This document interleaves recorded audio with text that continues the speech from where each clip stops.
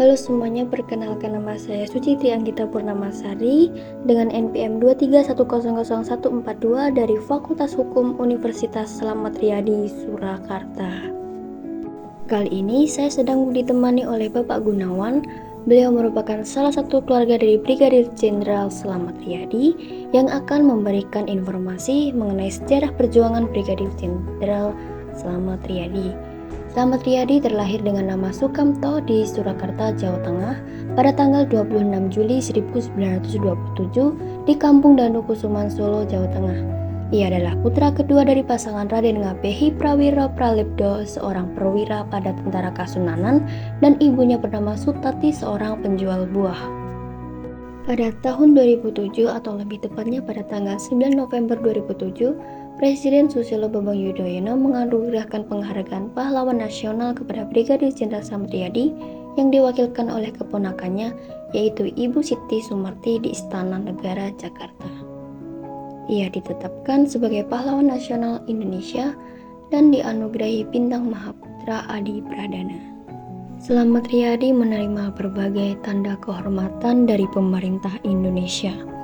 Ia menerima beberapa medali anumerta, termasuk Bintang Sakti pada bulan Mei 1961, Bintang Gerilya pada bulan Juli 1961, dan Satya Lancana Bhakti pada bulan November 1961.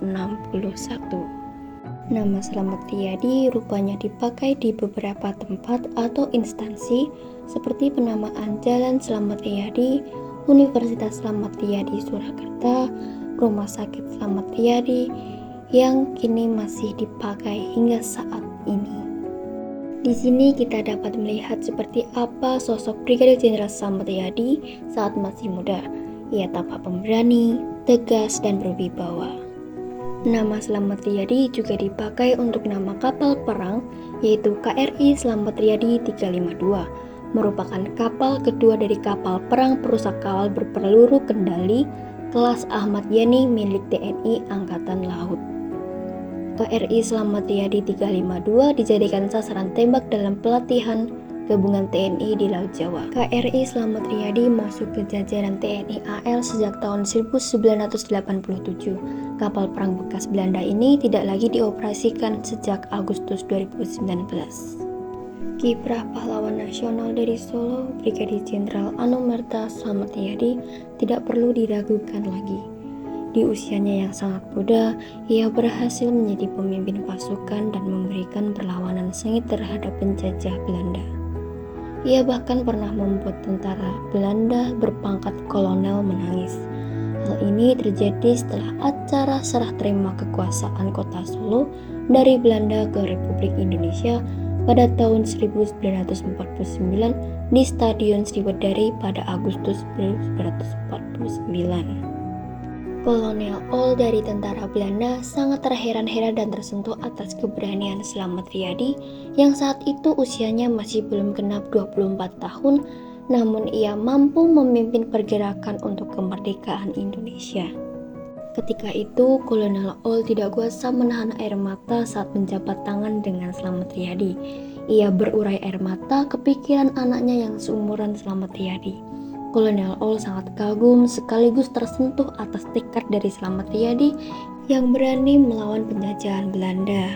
Sebagai wujud penghormatan serta untuk memperingati sosok pejuang terhadap jasa-jasanya dalam melawan pasukan Belanda, maka dibangunlah sebuah monumen bernama Monumen Slamet Riyadi yang berlokasi di kota Solo.